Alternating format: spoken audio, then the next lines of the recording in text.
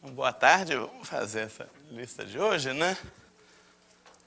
Que é baseada nesse tal princípio do elemento extremo, que a gente vamos fazer alguns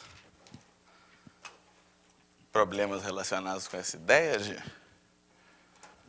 considerar algum elemento extremo do problema que ajuda a resolver o problema, né? Então, esse primeiro exemplo, como é que era? A gente tinha N pontos no plano.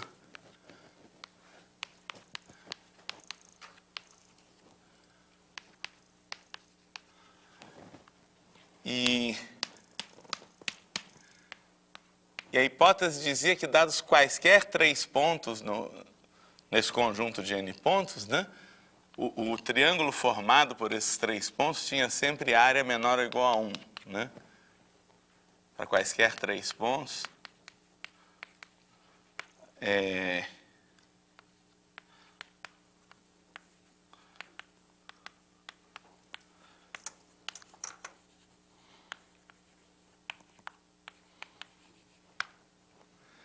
O problema pedia para provar que existe algum triângulo com área menor ou igual a 4 e que contém todos os pontos, contém todos os N pontos. Né?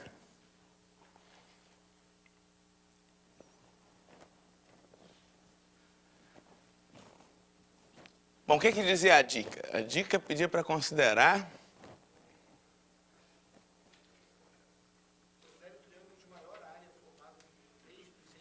isso. O triângulo, então, pedia para considerar um triângulo extremo, não? Um triângulo de área máxima formado por 3 desses pontos. Então, a ideia... Então, seja X o conjunto dos N pontos.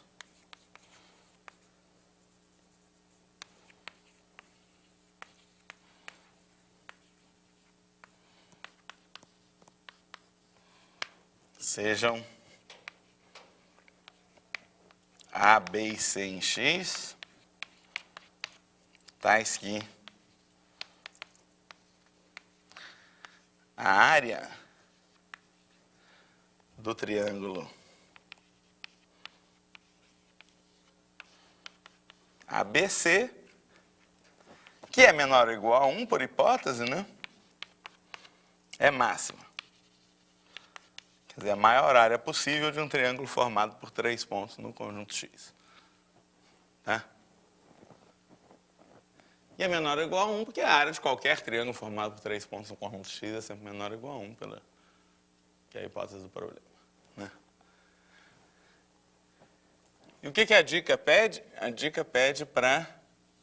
dica sugere considerar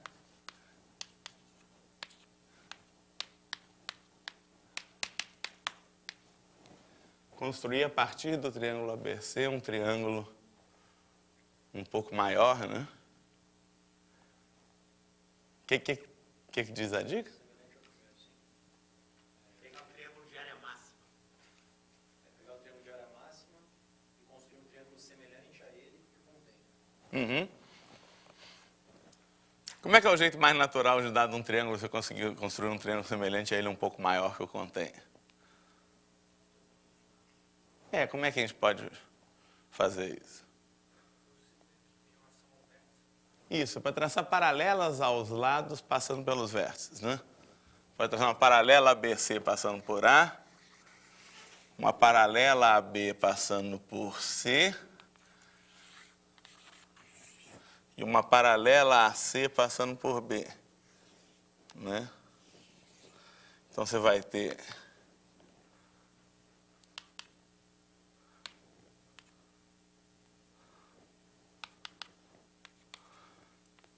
ter um triângulo, digamos, A', B', C', semelhante ao original, com razão de semelhança 2.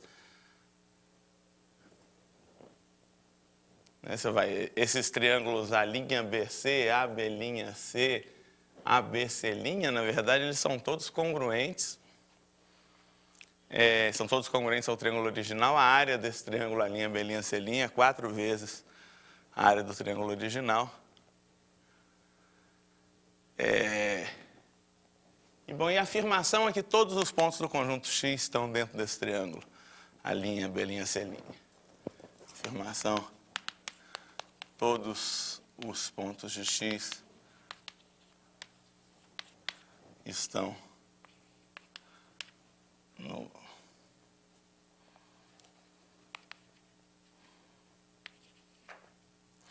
ou na fronteira, né?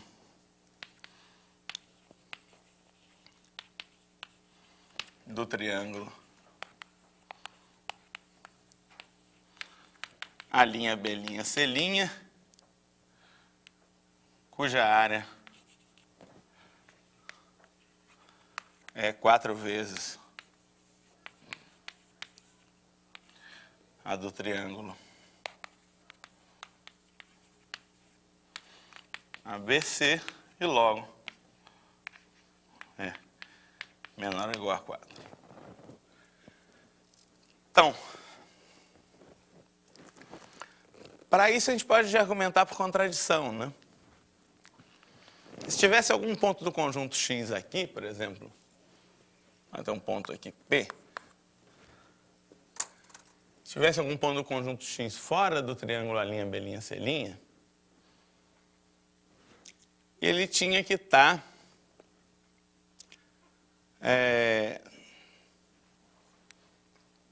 do lado oposto em relação ao triângulo ABC, né, em relação a algum desses lados, né, a linha B', C' ou a linha C'. Nesse caso, por exemplo, que eu desenhei, ele está fora do A', B', C' porque ele está do lado oposto da reta B', C' em relação ao resto do triângulo ABC, né? Então vamos tentar chegar numa contradição. Por que isso é uma contradição? Por que não pode ter um ponto P do conjunto X nessa posição? Porque a altura seria maior? Isso, porque a altura do P em relação ao lado BC seria maior que a altura do A em relação ao lado BC. Então, o triângulo PBC teria a área, nesse caso,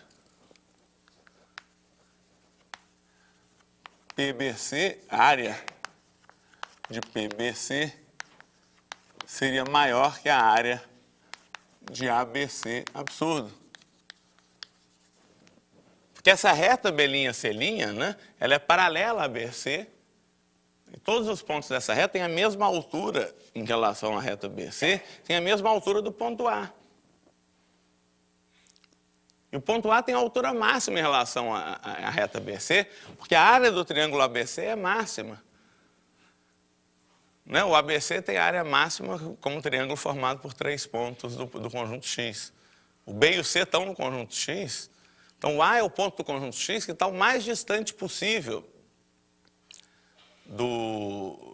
da reta BC. Então, todos os pontos do conjunto X têm que estar para baixo do B', C'.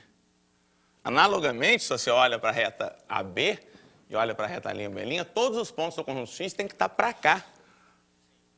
Porque se tiver algum ponto do conjunto X para lá, né, se você formar um triângulo com AB, ele ia ter área maior que o triângulo ABC. E olhando para o AC, né, todos os pontos do conjunto X têm que estar para cá, porque senão, né, junto com o ponto B, eles iam formar um triângulo de área maior ainda. Então,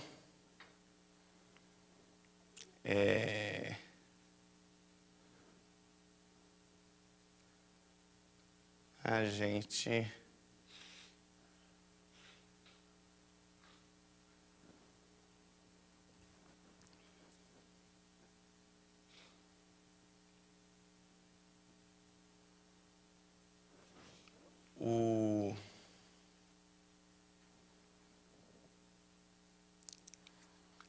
então, os pontos do conjunto X têm que estar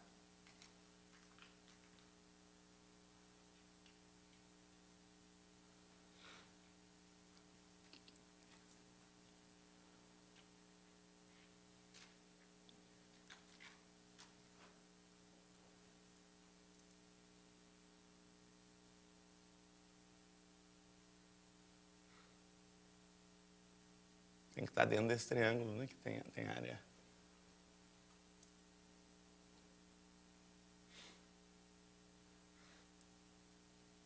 Não é que tem área menor ou igual a 4. Então isso termina.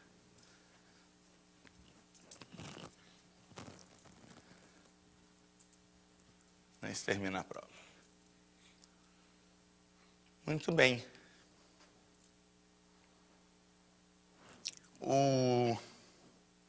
Tá podendo passar para o 2?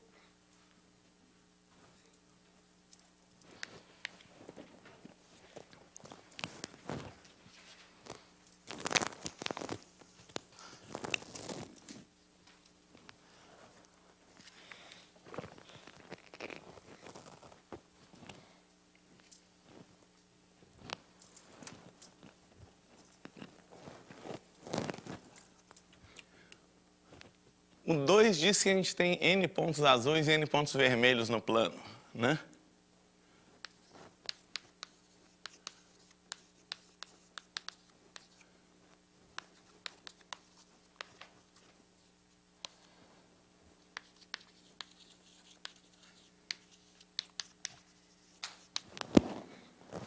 Então, deixa eu...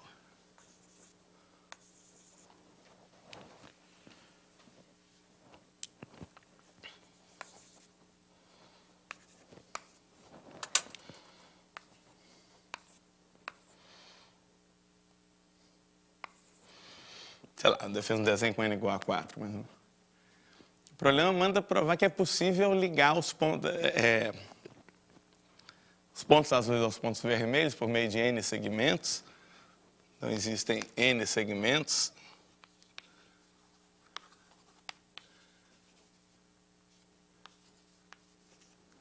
Cada um deles ligando um ponto azul a um ponto vermelho.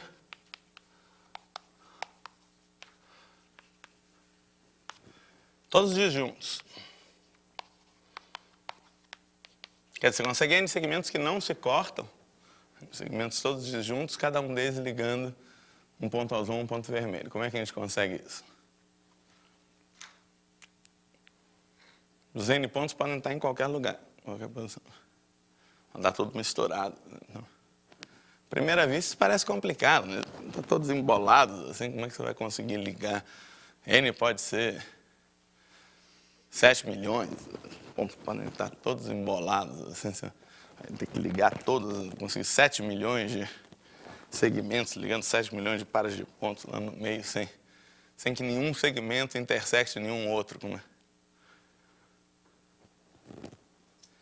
Parece complicado, né? Como a gente, em qualquer configuração, não tem nenhuma hipótese sobre como é que os pontos estão arrumando.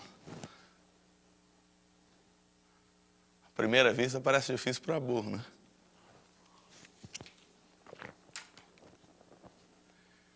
Mas essa ideia aí de considerar uma configuração extremal em algum sentido ajuda muito nesse caso.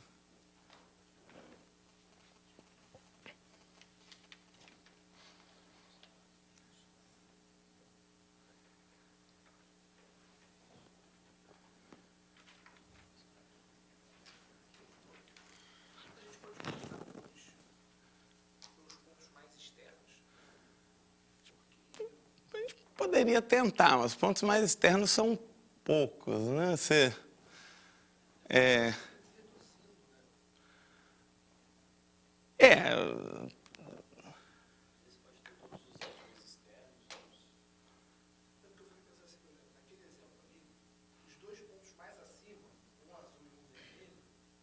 Mas os pontos mais externos poderiam ser todos vermelhos, os azuis estariam lá dentro.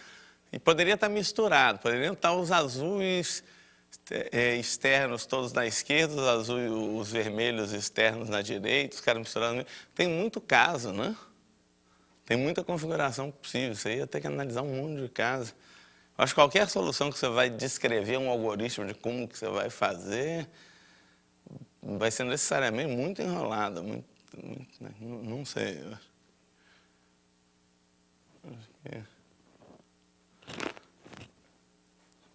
Num exemplo assim, a gente consegue fazer na mão, então, sei lá, aqui dá para fazer isso aqui, né? Mas em geral, assim, o que você vai fazer não é completamente óbvio, não. E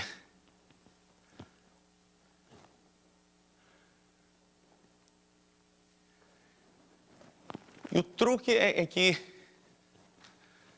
tem um jeito de desembolar. Se você fez o negócio de um jeito que... Você pode tentar ligar de qualquer jeito, ó, um azul com vermelho, azul com vermelho, azul com vermelho, azul com vermelho. Se você faz sem pensar muito, vai ter um monte de segmentos se cortando.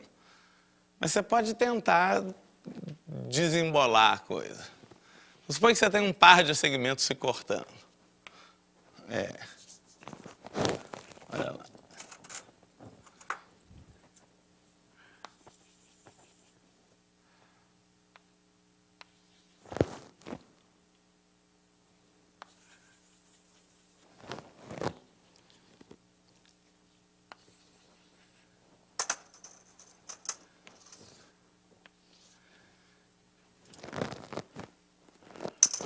O que a gente pode fazer aqui? A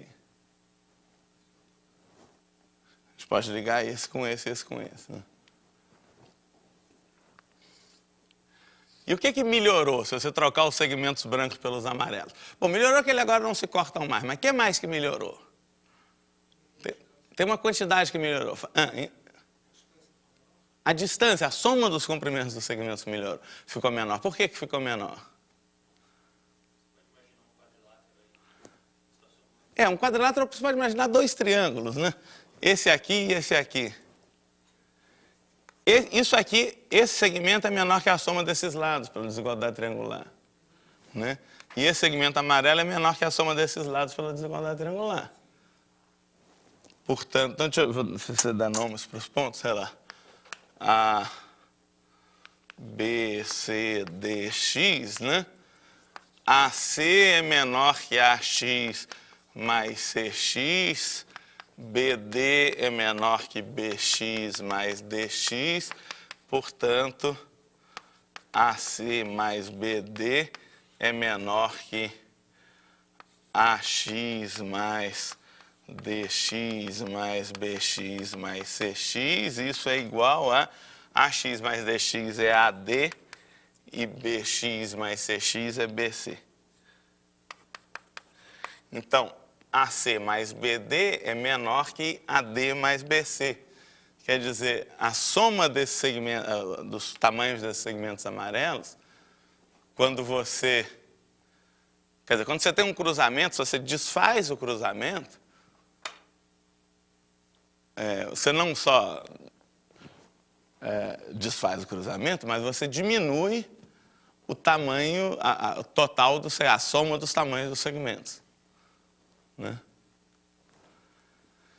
Portanto, se você considerar uma maneira de ligar os pontos azuis aos pontos rosas, de maneira que a soma dos tamanhos totais do segmento seja mínima, não pode ter cruzamento nenhum. Porque se tivesse algum cruzamento, você conseguia desfazer o cruzamento e conseguir ligar os pontos com a soma do segmento menor ainda. Isso resolve o problema. Né? Considere uma maneira de ligar bionivocamente, né? Cada ponto azul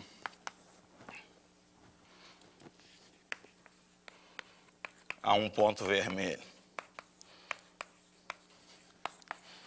por um segmento, de modo que a soma dos comprimentos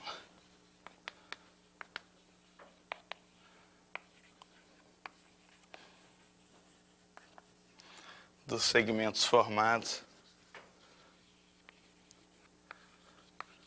seja mínima. Então, os segmentos devem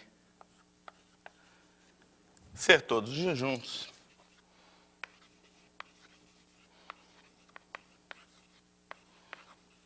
Por que devem ser todos disjuntos? De fato, se isso não acontece,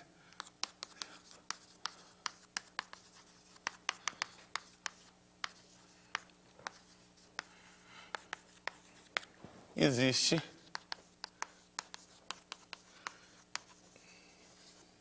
pelo menos um cruzamento como abaixo,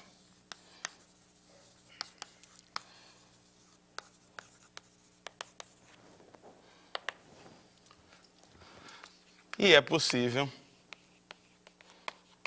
como a gente acabou de ver, desfazer o cruzamento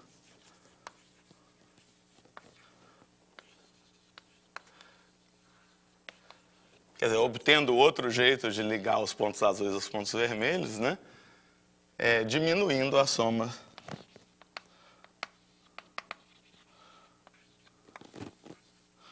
dos comprimentos dos segmentos.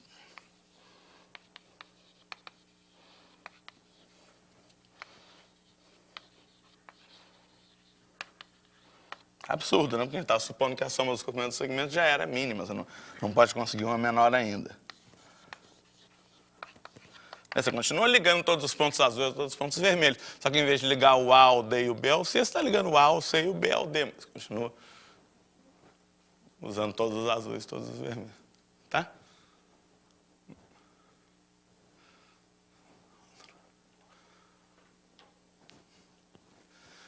Bacana, né? Um negócio que parecia difícil para burro, sai rapidinho com uma ideia esperta.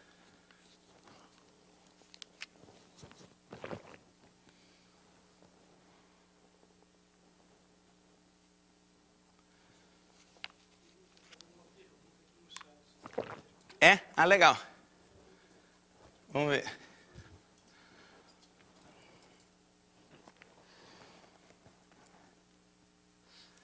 Se todos os pontos forem colineares, ainda continua válido? Não, eu devia ter dito que não tem 3 pontos colineares. Isso não complica, né? Você não quer que aconteça isso. Eu devia ter colocado no enunciado, desculpem todos.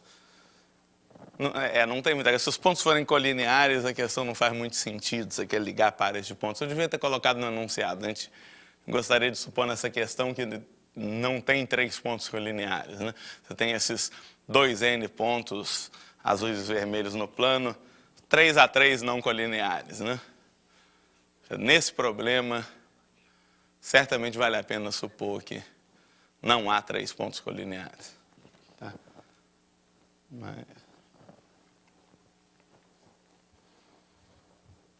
Senão nem dá, né? Se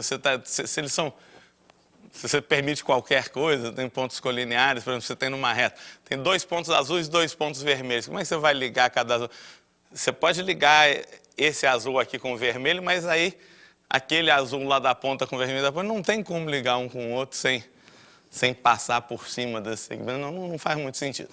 Não dá para... Tem que supor que...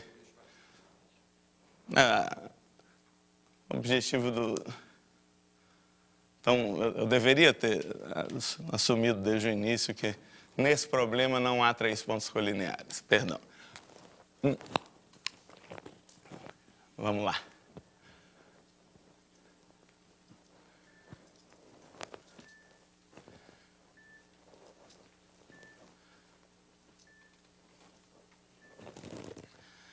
Bom, vamos lá, vamos para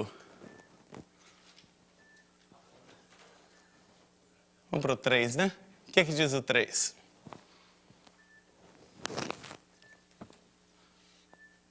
O que diz o 3?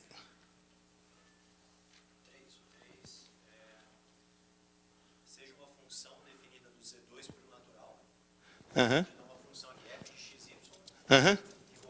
igual a 1 de f de x menos 1, y. Isso, ela faz que aí, o valor em cada ponto é a média dos valores nos vizinhos, né? Isso, tá. Uhum.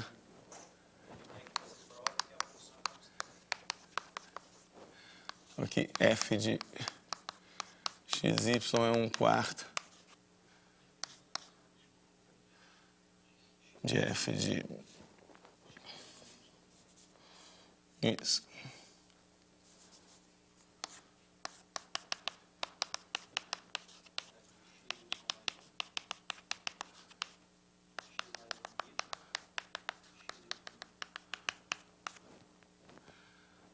Tá, isso vale para qualquer x, y e z2.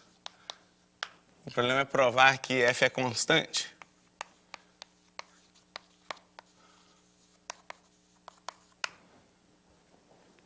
Vocês fizeram esse? O que diz a dica?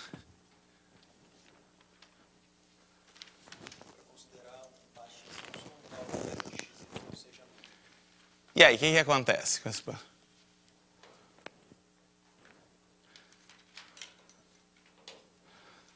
Vamos pensar, João. O que diz essa condição? Essa condição, olha, a função leva pontos de coordenadas inteiras no plano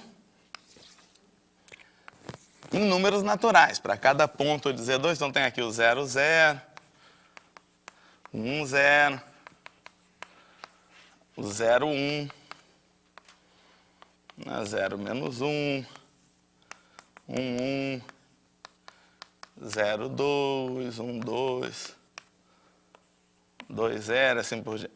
Para cada ponto desse, você vai associar um número natural.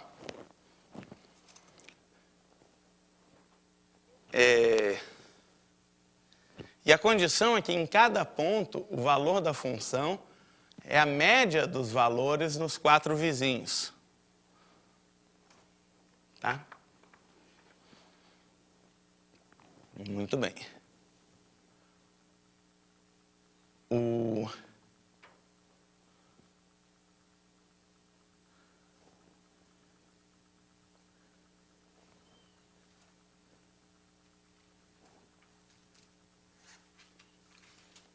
Muito bem. O problema pede para provar que... Bom, a função está indo nos naturais. O problema pede para provar que não tem jeito. Uma função dessa tem que ser constante. E a sugestão é considerar um ponto onde... O que a função faz? É como se para cada vértice desse você escrevesse um númerozinho natural, sei lá. Tomar cuidado, não pode ser qualquer coisa. Aqui é 2, deixa eu ver. Aqui é 1, 3, 2, 2. Eu não escrevi muita coisa. Aqui eu escrevi uma coisa que vale... 2 é a média de 1, 3, 2, 2. Se eu fizer a média, dá 2. Então tá... Pelo menos nesse exemplo não deu problema. Mas em cada ponto, o valor nesse ponto tem que ser a média desses 4 valores. Tá? A sugestão... Mas o que ele está dizendo é que eu não vou conseguir continuar esse desenho a vida inteira. Porque nesse exemplo a função não... Obviamente não é constante. Tem um valor que deu 2, outro que deu 1, outro que deu 3 e tal.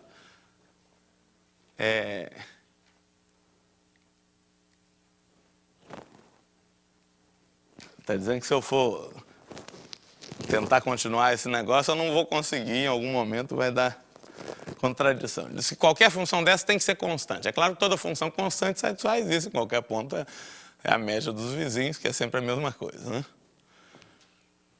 Por que uma função dessa tem que ser constante? A sugestão é considerar um ponto... Por que tem um ponto em que a função assume um valor mínimo? Isso, porque o contradomínio são os naturais, né? Os valores são naturais, o conjunto dos valores é um subconjunto dos naturais.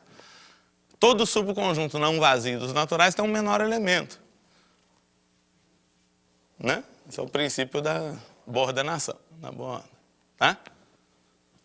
Então, nesse desenho, o menor valor que ela atingiu aqui é 1. Pode ser que tenha algum ponto que ela atinja o valor 0, mas menos que 0 ela não vai atingir. Então, o menor valor dela ou é 1 ou é 0, mas em algum momento ela vai atingir o valor mínimo. Digamos que o valor mínimo seja 1. Por que vai acontecer? Como é que vão ser os vizinhos? Tem que ser tudo 1, porque ela tem que ser a média dos vizinhos. Se tiver alguém maior que 1, tem que ter alguém menor que 1 para compensar. E aí tem que ter o 0, tudo bem, mas aí tem o 0. Em volta do 0, o que pode ter? Ia ter que ser tudo 0. Não pode ter ninguém. Se tiver alguém maior que 0, não pode ter ninguém menor que 0 para compensar. Mas aí já complicou, porque o negócio é... Aqui, por exemplo, esse 1 tem um vizinho que é o 2. O valor nele tem que ser a média dos vizinhos. Como tem um cara maior, tem que ter um cara menor. Tem que ter um 0 vizinho do 1.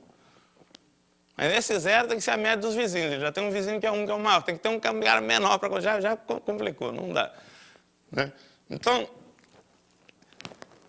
tem que ser constante porque você tem um ponto em que ela sobe o valor mínimo. Nos vizinhos tem que ser sempre o mesmo valor. Mínimo também. Então nos vizinhos dos vizinhos tem que ser sempre o mesmo valor. Nos vizinhos dos vizinhos dos vizinhos tem que ser sempre o mesmo valor, e assim por diante. Então você espalha aquele valor mínimo pelo plano inteiro. Em todos os E2 tem que ser aquele mesmo valor mínimo. Né? Em qualquer ponto. Se, então seja...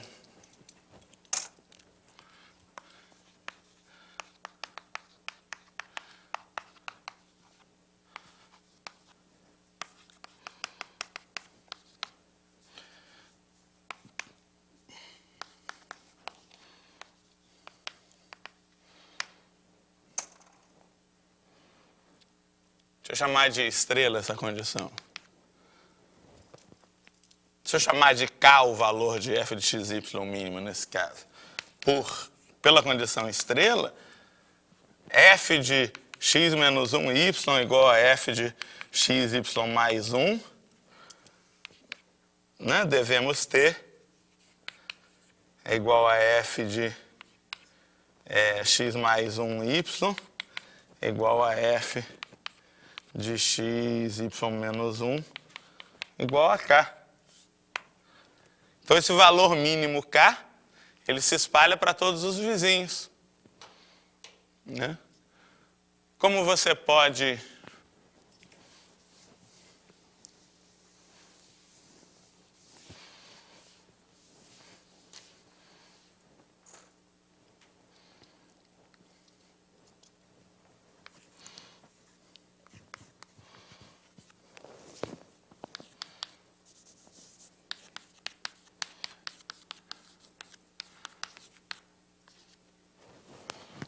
Né, como dado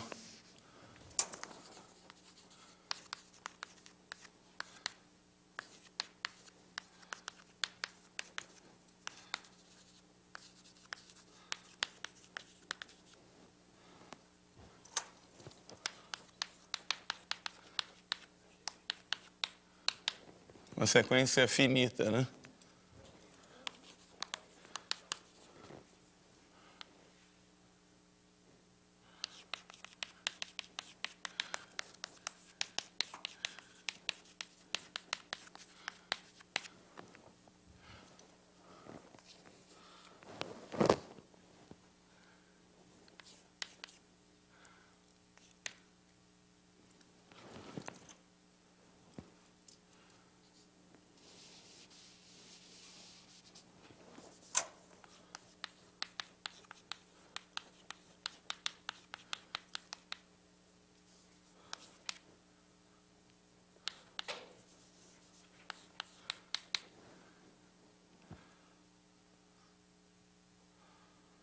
Vou botar mais bonitinho.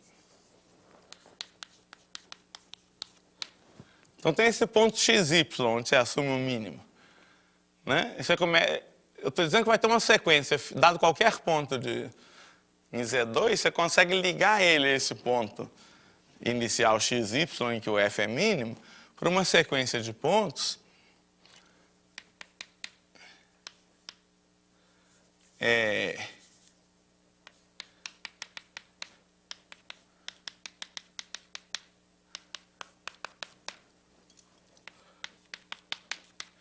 a distância um do outro. Quer dizer, você tem um ponto qualquer aqui. Sei lá, aqui é o P0, é o XY, aqui é o AB. Você pode fazer um caminho em que você vai andando distância 1 de cada vez, você começa aqui, como se você anda distância 1. Se você atinge o mínimo, ao andar um passo de tamanho 1, você continua atingindo o mínimo. No ponto AB, você tem que atingir o mínimo também, a função tem que ser constante.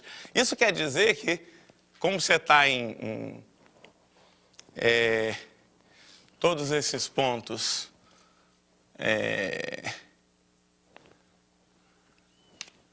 né, e PI, todos em Z2, né?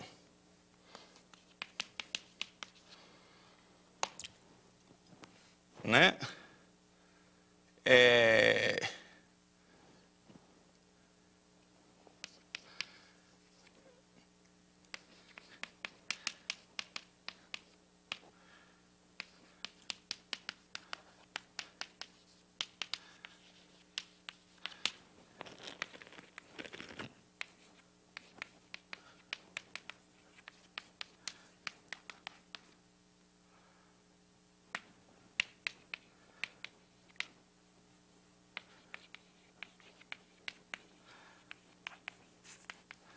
Aí eu escrevi uma prova um pouquinho mais detalhada. O que esse argumento mostra é que se você tem um ponto em que você atinge o mínimo, em qualquer vizinho, em qualquer ponto de Z2 a distância 1, você continua atingindo o mínimo, continua tendo o mesmo valor. Como dados quaisquer pontos em Z2, você pode ligar esses pontos por um caminho em que em qualquer passo você passa de um ponto para um ponto vizinho, a distância 1, e se você atinge o mínimo num ponto, em qualquer vizinho você continua atingindo o mínimo, você vai atingir o mínimo a vida inteira. Você atinge o mínimo aqui, dá um passo, continua atingindo o mínimo, dá outro passo, continua atingindo o mínimo. Quando você chega lá no ponto final, você continua atingindo o mínimo. Portanto, a função atinge o mínimo em todos os pontos de Z2, portanto, ela é constante. Mestre, Fala. no enunciado diz que essa função é de Z2 nos naturais, mas poderia ser nos reais, a solução estaria válida. Não, porque o resultado é até verdade, dos reais é muito mais difícil a prova. Porque aqui não dá para garantir que o valor em todos esses... Porque não dá para garantir que existe um ponto em que você atinge o mínimo, né? Você poderia ter uma função... aí que está, você tem um conjunto enumerável de reais positivos, você não precisa ter um ponto em que você atinge o mínimo, né?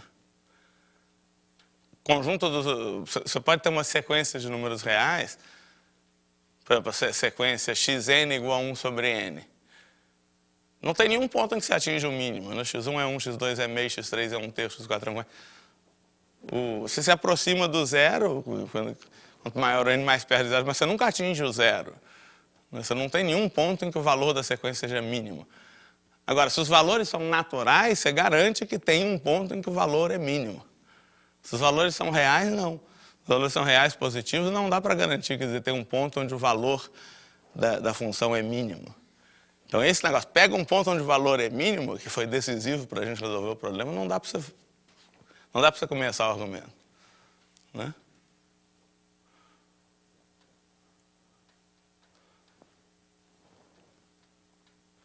Por que existe um ponto onde o valor é mínimo? Nem sempre existe. Eu pensei em pegar uma área finita, um quadrado finito, pegar dentro desse quadrado... Dentro desse quadrado, sim, mas ele pode estar na fronteira, pode estar lá no vértice do quadrado. Aí naquele vértice, o valor da função vai ser a média dos vizinhos. Só que pode ter um vizinho fora do quadrado, onde o valor é menor ainda, e aí o argumento não funciona. Aí, né? É mais delicado.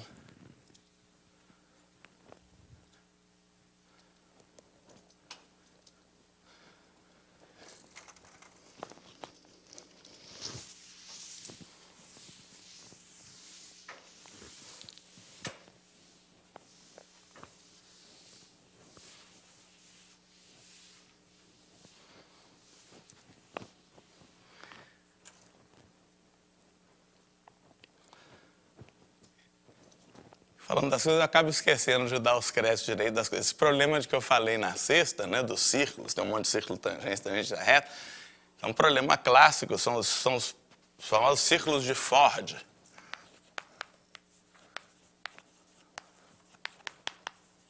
Esse Ford é um matemático, se eu não me engano, americano, publicou um artigo no American Mathematical Monthly sobre esse problema. Ele usa esses círculos para provar, para reobter alguns resultados de aproximações de Diophantine, aproximações de números reais por números racionais. E na aula de hoje, a maior parte dos problemas da aula de hoje foram tirados do livro do Arthur Engel. É um livro que eu gosto bastante, um livro de Problem Solving Strategies.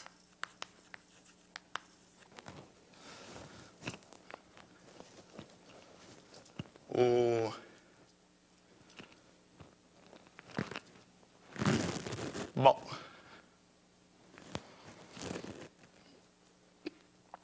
vamos lá.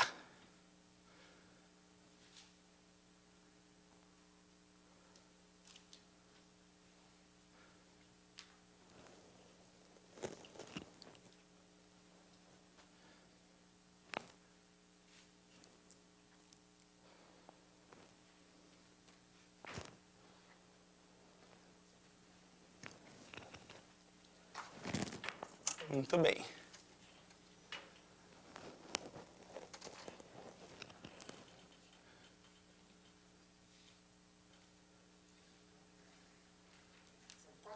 Quatro, né? O que é que diz o 4?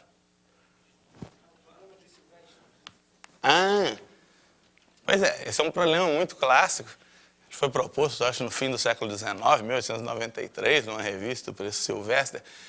Ele ficou, num certo sentido, em aberto muito tempo, acho que umas 2 ou 3 décadas depois, teve uma solução, acho que de um húngaro, de um tal Galay, mas uma solução complicada, de muitas páginas, muito técnica. Até que, algum tempo depois, apareceu uma solução muito curtinha, que é essa solução que eu vou mostrar agora, usando essa ideia do princípio extremal. Então, é uma história que tem contado nesse livro do Arthur Engel, né? Tem na biblioteca do INPA, tem na...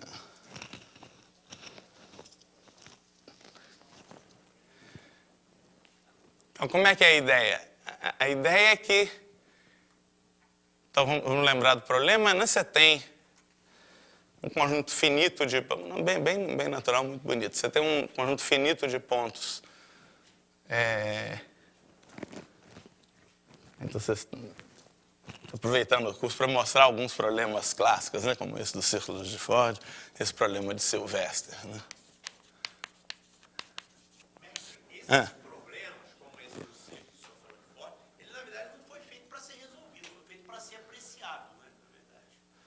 Na verdade. A pessoa vê a solução e... Não foi feito para ser resolvido. O círculo de Ford eu botei numa prova de seleção para IMA, para os meninos resolverem.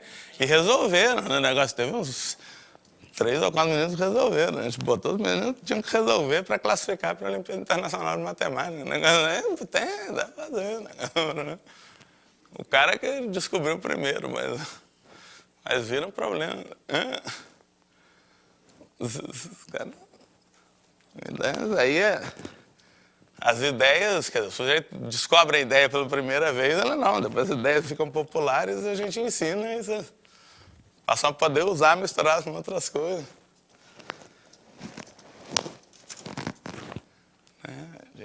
O curso serve um pouco para popularizar ideias clássicas que quando apareceram eram coisas muito sofisticadas, mas depois passam a ser domínio público. O curso serve também para a gente popularizar essas ideias bacanas.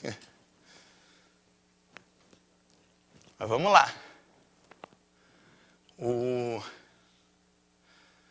Então, você tem um conjunto finito de pontos no plano com essa propriedade de que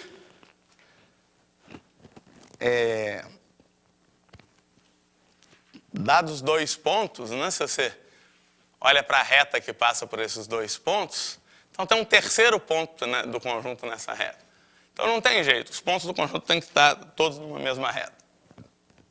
Ou se quiser, se tiver algum conjunto de pontos no plano, não todos colineares, tá? Dados os 2 pontos do conjunto, se você passar uma reta por eles, tem sempre um terceiro ponto do conjunto nessa reta, o conjunto tem que ser infinito.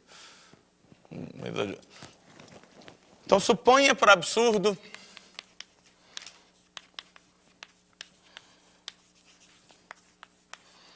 que x é finito e dados A, B em x,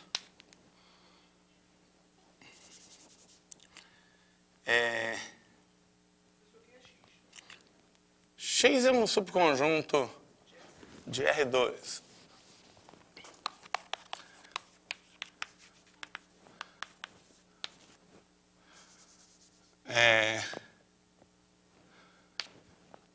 Dados A, B em x, existe C em x menos AB.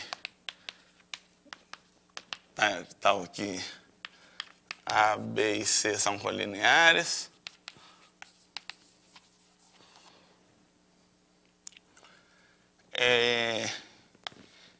E x não está contido numa reta.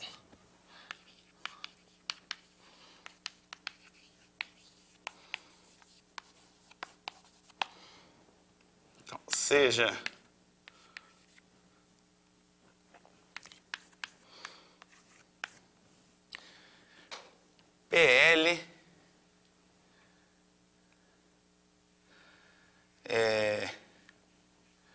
um par com P um ponto de x e L uma reta passando por 2 pontos de x.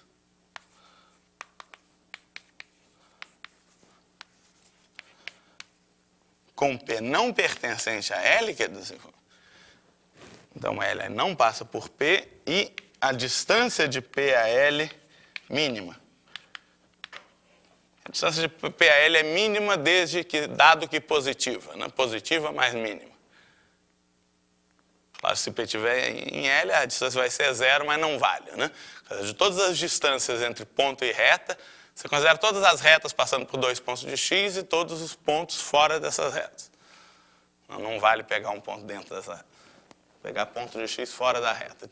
Existe porque o x não está contido numa reta, né? Então existem retas passando por 2 pontos de x e pontos de x fora dessas retas. De todas esses pares ponto-reta obtidos dessa maneira, você pega um par desses em que a distância do ponto à reta correspondente seja a menor possível, tá? Então, primeiro que a condição, a hipótese, garante que existe um par nessas condições. Quer dizer, como o x não está contido numa reta, existe uma reta que liga 2 pontos de x que não contém todo o x. Quer dizer, existe uma reta que liga 2 pontos de x e um ponto fora dela. Então, existe um par, quer dizer, ponto de x e reta passando por 2 pontos de x, né, de maneira que esse ponto não está nessa reta e aí tem uma distância positiva. De todos esses pares, você pega um par em que a distância do ponto à reta seja a menor possível. Essa que é a ideia. Uma vez que você considera isso, a gente vai resolver bem rápido esse problema.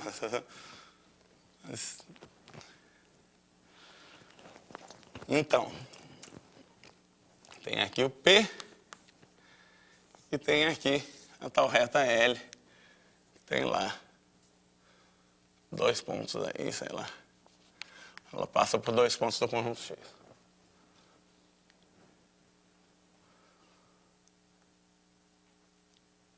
Então, qual que é a ideia? A ideia é traçar uma perpendicular passando pelo ponto P, essa reta L.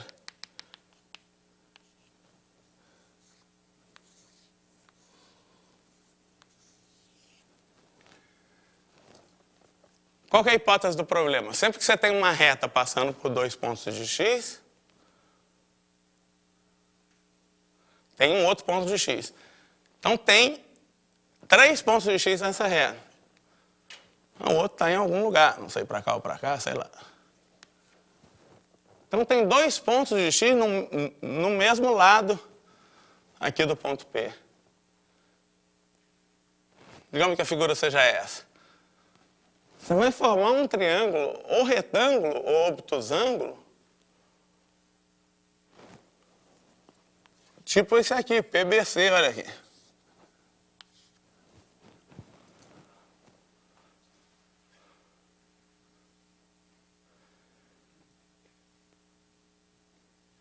E aí, qual que é a menor altura desse triângulo?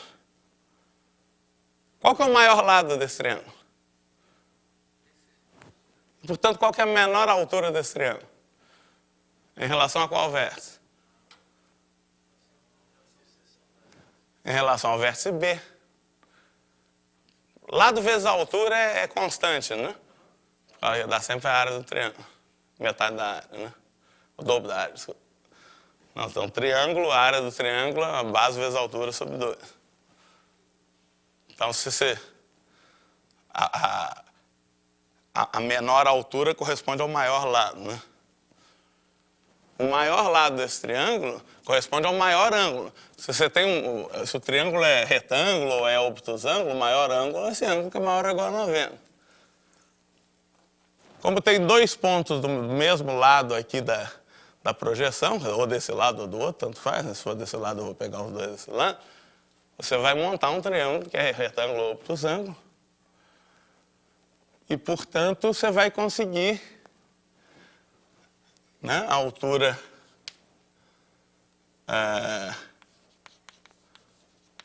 de B em relação a PC é menor que a altura de P em relação a BC. É absurdo.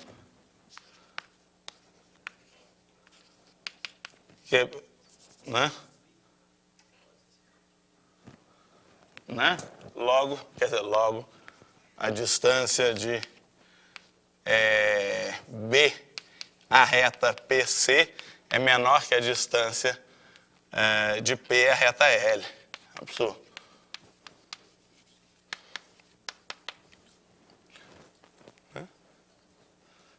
E, né? Absurdo, porque PC é uma reta formada aqui, que liga dois pontos do conjunto X.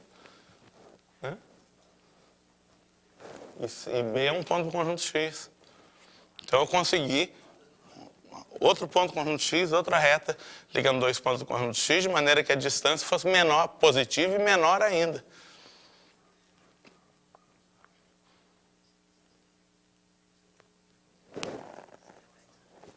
Mas, se você quiser, se você quiser olhar de outro jeito, isso dá um algoritmo para conseguir infinitos pontos do conjunto, né? Se você quiser trabalhar com esses pontos, você pode projetar o B aqui, olhar para esses pontos. Bom, você tem que ter nessa reta PC, tem que ter mais um ponto do conjunto, que tem que estar em algum lugar, tipo aqui. Então aqui você forma um triângulo, que o maior ângulo é esse. Então, nesse triângulo, essa distância aqui vai ser menor ainda. Então,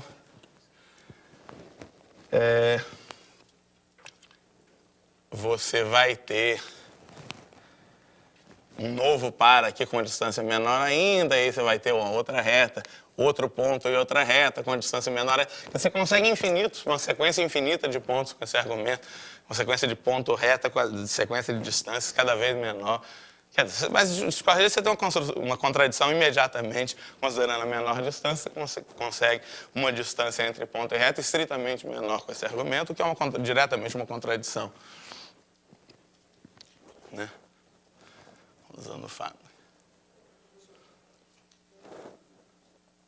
Essa distância P e L é a distância, né, esse ponto PL, esse par PL que a gente pegou.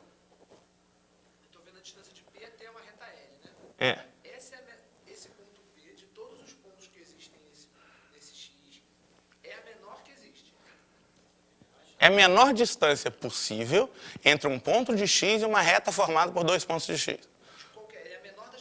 Menor distância possível desse jeito. É porque o que eu tinha entendido é que era uma reta L e dessa reta L... Não. É menor distância desse tipo. Você pega um ponto de X e uma reta que liga dois pontos de X. Em média distância. Desde que não seja zero. Não vale pegar um ponto que pertença a essa reta. Não, é isso. Só tem um número finito de possibilidades, porque os pontos de X é finito. Né? A reta tem que passar por dois pontos de X. Se o X tiver N elementos, você tem N, escolhe duas retas que passam por dois pontos de X. Tem um número finito de possibilidades para a reta, um número finito de possibilidades para o ponto. Tem um número finito de possibilidades para esse par. Então, é um conjunto finito de distâncias, vai ter a menor delas. Não tem...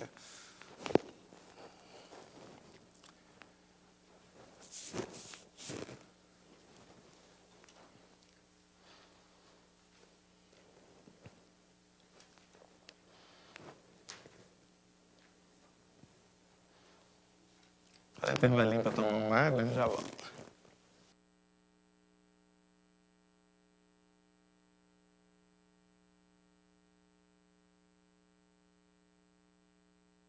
Vamos lá, gente? Então...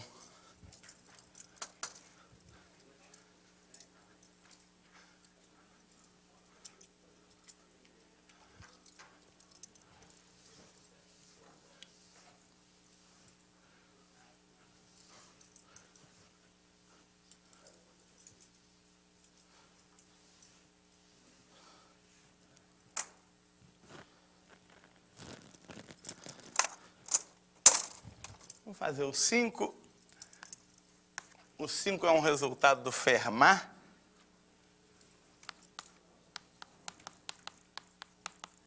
A gente quer provar que essa equação não tem soluções não nulas, não tem soluções inteiras positivas. E é uma ilustração de uma aplicação importante em teoria dos números dessa ideia do método do elemento extremal, que é muito conhecida como método da descida infinita de Fermat.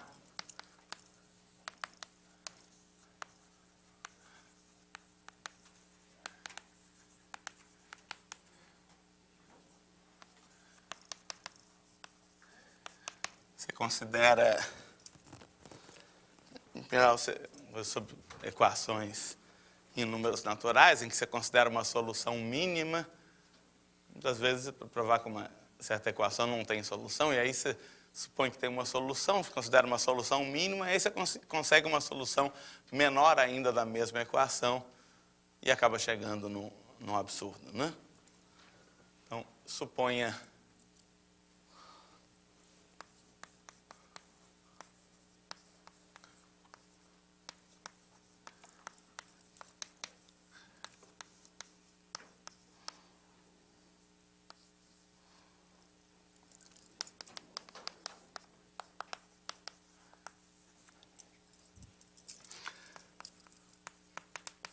Então, a gente supõe que a equação tem solução com x, y e z inteiros positivos, e a gente considera uma solução em que z é mínimo.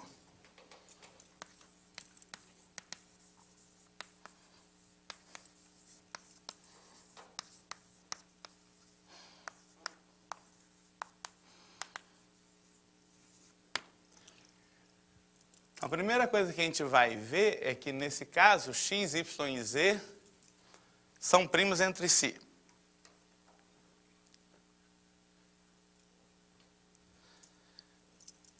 Então, afirmação.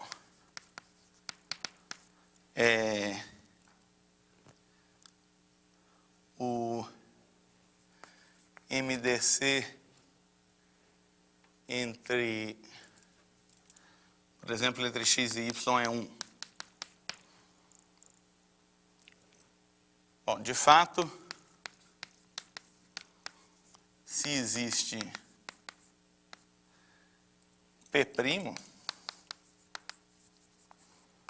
com P divide x e P divide y, teríamos P a quarta divide x a quarta, P a quarta divide y a quarta, portanto, P a quarta divide x a quarta mais y a quarta igual a z ao quadrado, ou seja, P a quarta divide z ao quadrado, P ao quadrado divide z. E de x4 mais y4 igual a z2, isso implica, se você dividir tudo por P a quarta, né, como x é múltiplo de P, o y também, e o z é múltiplo de P2, você tem essa igualdade aqui. E você tem uma solução da mesma equação. Você pode trocar x, y, z por x sobre P, y sobre P, z sobre P2. É a solução com, naturalmente, z sobre P2 menor que z. Absurdo. Então, o x tem que ser primo com y. Devemos ter também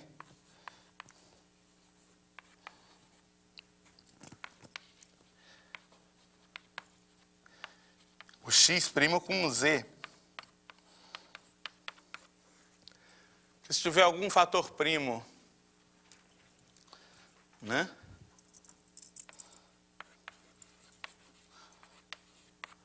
Vou aumentar de novo, com calma, se existe P'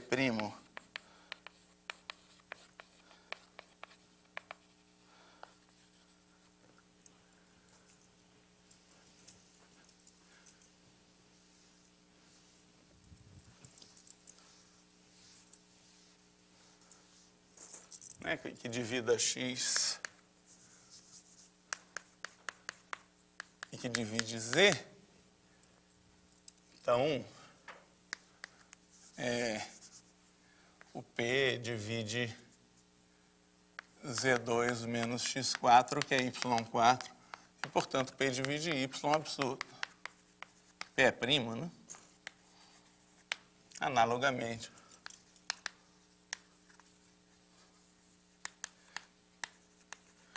O y também é primo com z, né? Então, todo mundo é primo, x, y e z são primos entre si 2 a 2, né?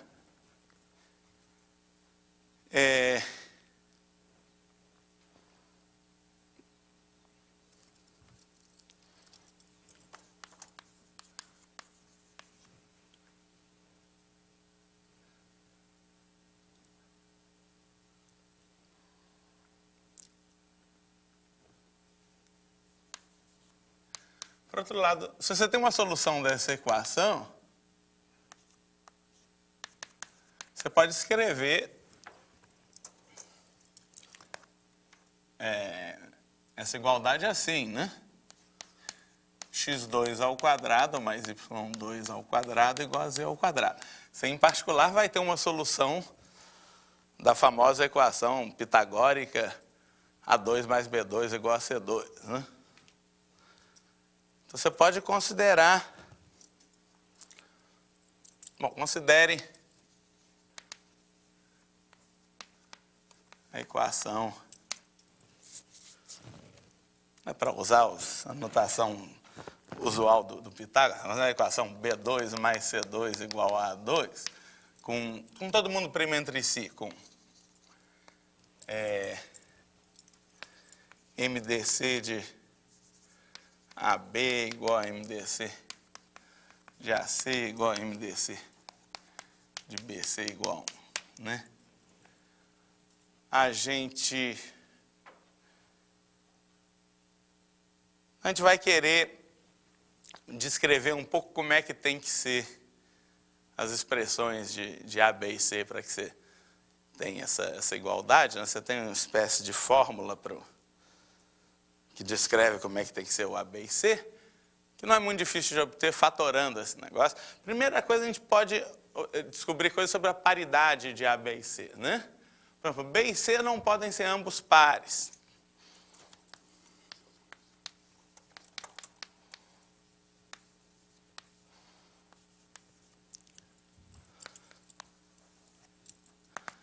Por outro lado, se n igual a 2k mais 1 é ímpar, a gente viu que n ao quadrado é 4k2 mais 4k mais 1, deixa resto 1 na divisão por 4.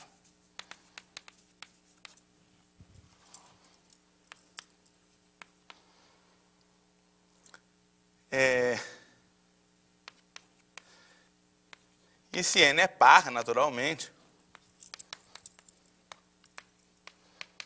n ao quadrado é múltiplo de 4.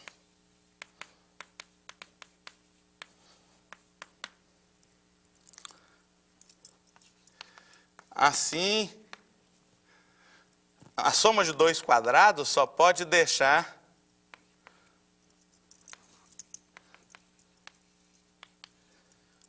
como um deles tem que ser ímpar, né? Não tem jeito, ou os dois são ímpares, ou um é par e o outro é ímpar.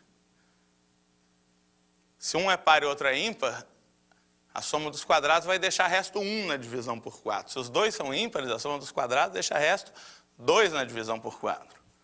Deixa resto 1 ou 2 na divisão por 4.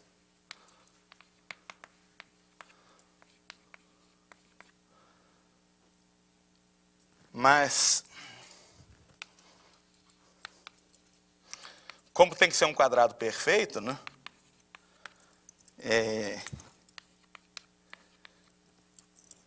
Um quadrado não pode deixar resto 2 na divisão por 4, né? Porque se for par, tem que deixar resto 0 na divisão por 4.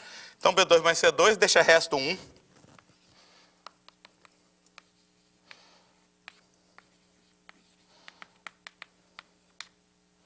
na divisão por 4. E você necessariamente tem um deles par e o outro ímpar, né? A gente então pode supor, sem perda de generalidade,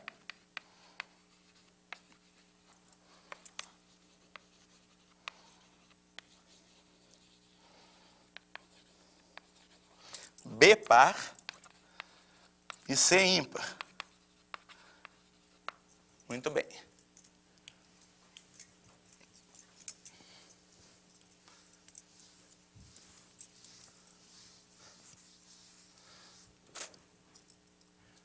Chamei de A, B e C, não é por acaso, né? A gente está querendo...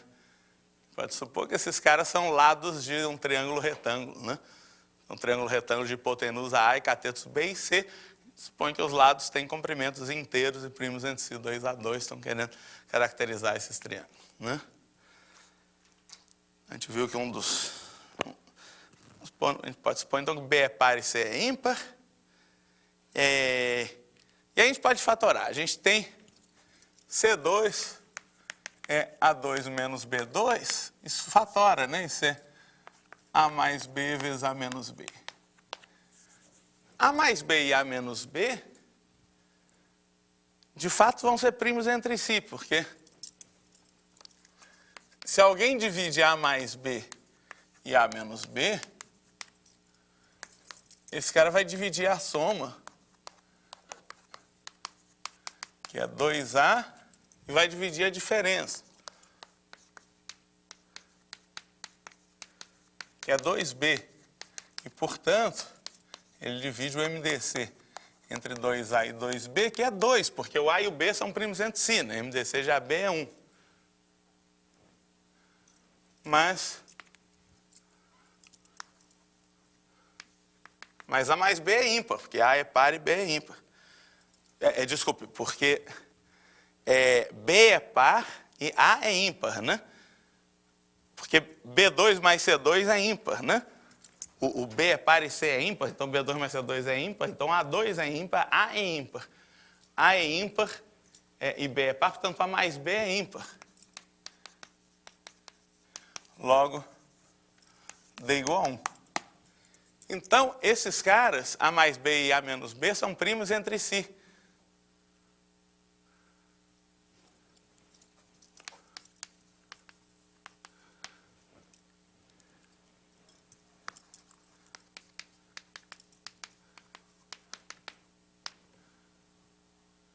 Mas você tem dois números primos entre si, cujo produto é um quadrado perfeito, cada um deles tem que ser um quadrado perfeito. Você olha para a fatoração prima do produto, está dando um quadrado perfeito. Cada fator primo no produto tem que ter expoente par, e ele tem que vir integralmente de um dos fatores. Então, em cada fator, cada primo tem que ter expoente par, não tem jeito. Logo,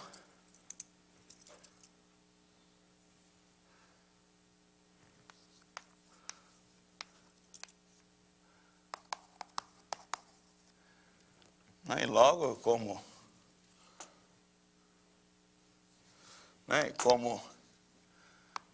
A mais B, A menos B igual a C2, né? Lembrando disso, existem U e V inteiros positivos, né? Porque C é um inteiro positivo, com A mais B é igual a U2 e A menos B igual a V2.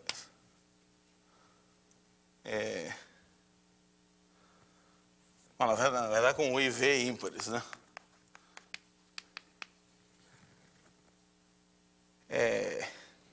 Como A e B, como eles são, A mais B e A menos B são primos entre si, né? U e V tem que ser primos entre si também, né? Bom, o fato é que a partir daí você recupera o A e o B, né? O A é o 2 mais V2 sobre 2. O B é o 2 menos V2 sobre 2. E como a gente tem C2 é A mais B, A menos B é o 2V2. O C é positivo, o C é o V. Então, a gente tem essa descrição de quem é B, quem é C, quem é A, né? A gente pode mudar de variável, se vocês quiserem, para ficar mais bonitinho.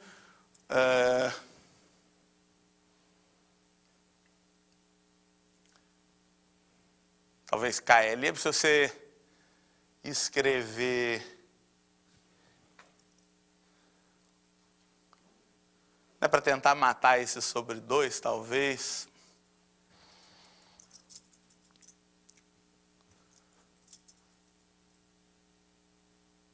Não é, porque o e o V são ímpares, né?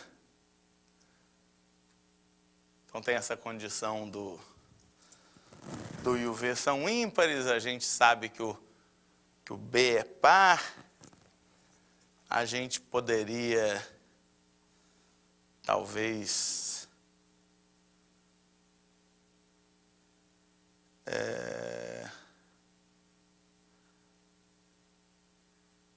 introduzir uma variável nova, digamos, escrevendo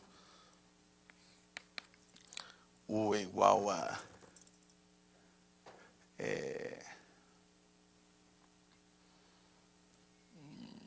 deixa eu arrumar a letra para isso. MN, talvez KLM.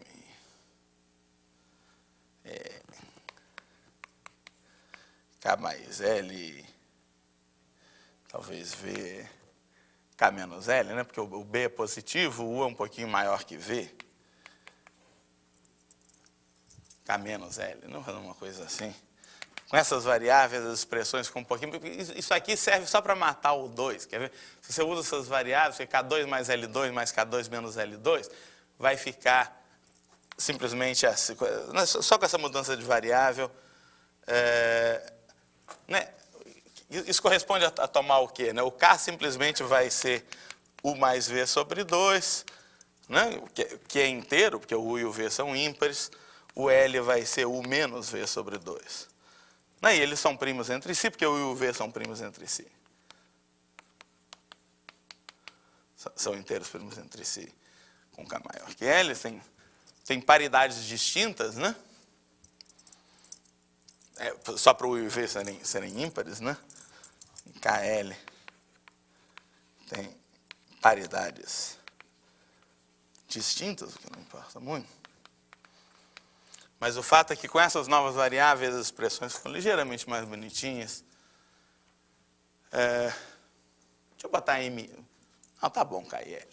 O A vai ficar. O 2 mais V2 sobre 2 é K2 mais L2. O B é o 2 menos V2 sobre 2 vai ficar 4KL sobre vai ficar 2KL, e aí vai ficar bem explícito que o B é par. E o C é o V vai ficar K2 menos L2.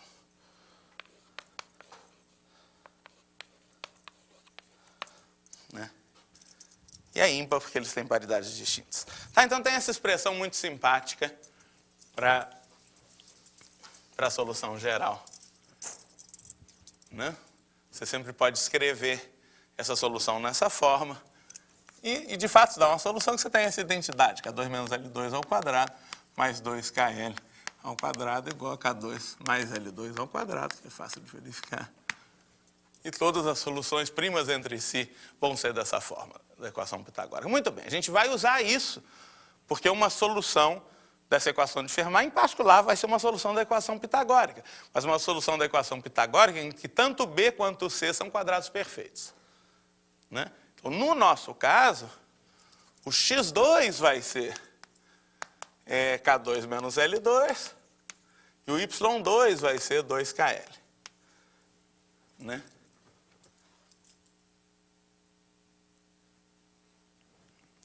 Por que isso é interessante? Porque, para começar, naturalmente, o Z vai ser K2 mais L2, se você quiser.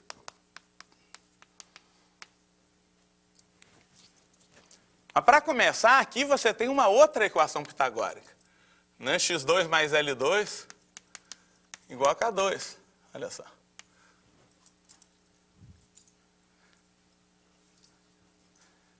gente vai poder brincar com essas fórmulas de novo.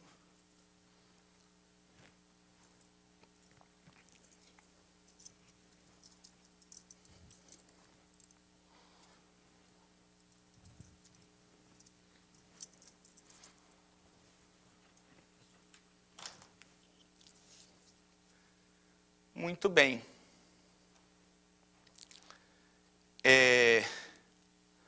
Olha, como você tem essa equação pitagórica, e os caras são primos entre si, né? O K e o L são primos entre si.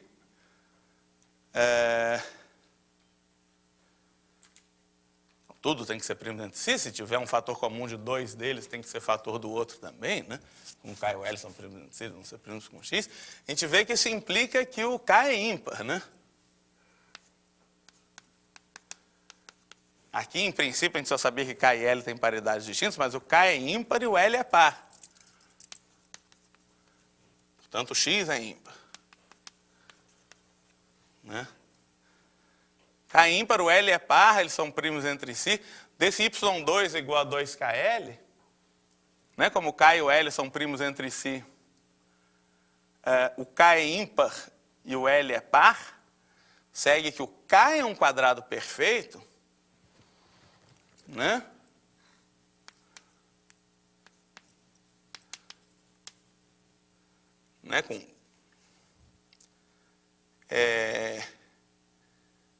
E o 2L é um quadrado perfeito. Se você quiser, o L é 2N2.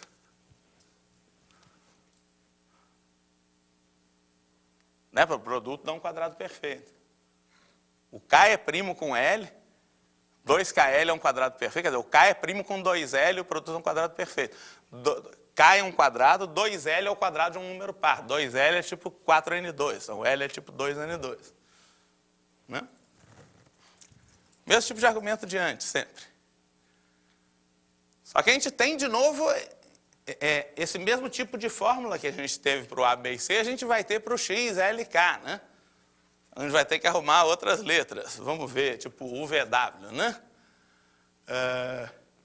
O cara ímpar, quem que é par, né? O L é par, o L vai ser 2UV, o X vai ser o 2 menos V2 e o K vai ser o 2 mais V2. Estou olhando para essa equação pitagórica aqui, vendo, e usando as mesmas fórmulas que a gente deduziu, né, para a solução da equação pitagórica. Uma equação pitagórica com os caras primos entre si, as soluções têm que poder ser escritas desse jeito. Né? Para alguma escolha, não, peraí, o VW já tinham aparecido antes. Deixa eu botar tio aqui. Estão acabando minhas letras, só para não... Tá.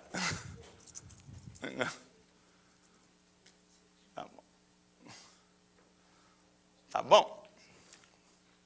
Para algum, o tio e o tio naturais. Muito bem. Mas...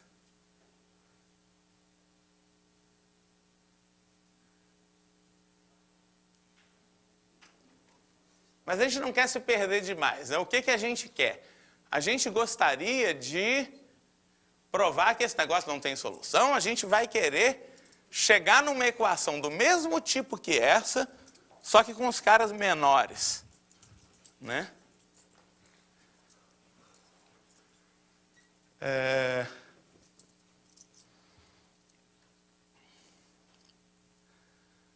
Então, tem gente aí que a gente já sabe que é um quadrado perfeito.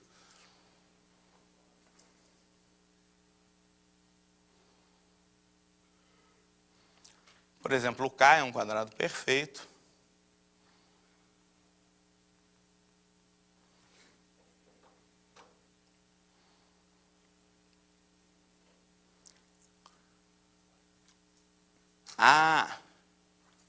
Olha aqui, e o L é o dobro de um quadrado perfeito. Olha para cá. 2util Vtil é L, que é 2N2. Esses caras são todos primos entre si, né? Porque o X e o L são primos entre si.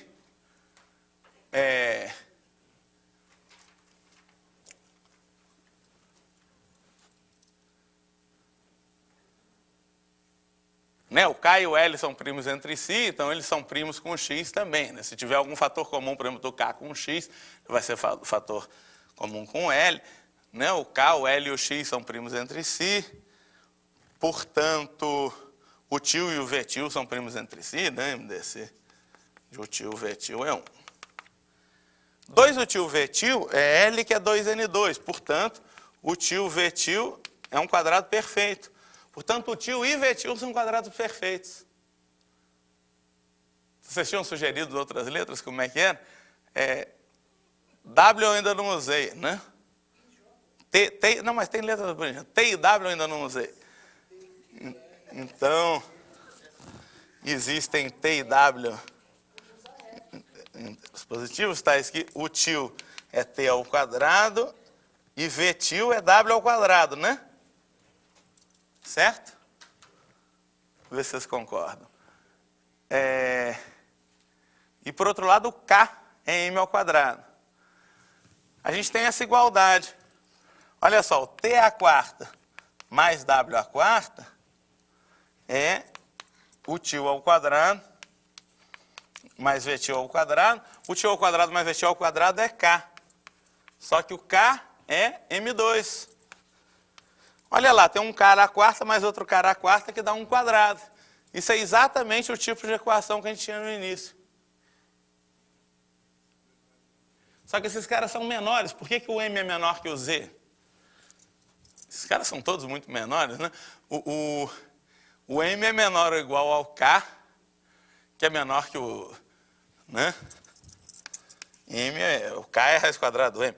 O M é menor ou igual ao K. O K é certamente menor que o Y2, né?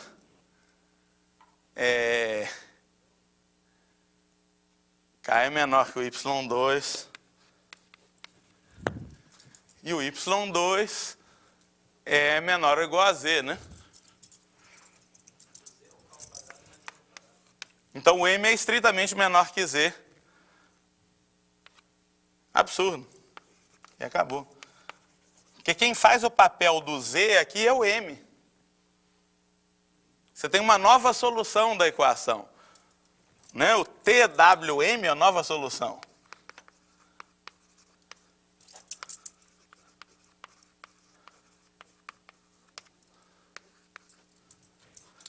Né? X4 mais Y4 igual a Z2. TWM é uma nova solução da equação. Esse M eu acabei de mostrar que é menor que o Z.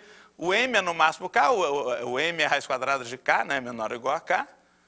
O K é menor que Y2, porque 2KL dá Y2, o K é no máximo Y2 sobre 2, né? O Y2 é menor ou igual a Z, né? Porque X4 mais Y4 dá Z2. O Y2 ao quadrado dá Y4, que é menor que Z2. Então, o Y2 é menor que Z. Acabou. Esse M é certamente menor que Z. Então, você tem uma solução estritamente menor da mesma equação. Então, você começa com uma solução, você sempre consegue uma solução menor. Se você começar com a solução mínima, você chega no absurdo, porque você conseguiria uma solução menor ainda. Esse é o chamado método da descida infinita de Fermat, que é um método muito eficiente, usado em muitos casos, né, para provar que certas equações diofantinas não têm solução. Nem sempre ela... Às vezes tem equações que têm solução e serve para descrever todas as soluções. Às vezes você consegue uma solução inicial, você consegue provar que todas as soluções vêm da solução inicial para um certo processo. Às vezes você tem uma solução inicial, você tem como obter uma solução a partir da outra por um processo simples, que gera, às vezes, uma árvore de soluções, e serve para provar que todas as soluções estão naquela árvore, de algum jeito. Então, nem sempre dá um resultado negativo. Às vezes serve para classificar as soluções de uma certa coisa. Não tem. Mas é uma técnica muito fértil de equações diofantinas, né? Foi introduzida pelo Fermat, que era danado. Tá bom, obrigado pela paciência.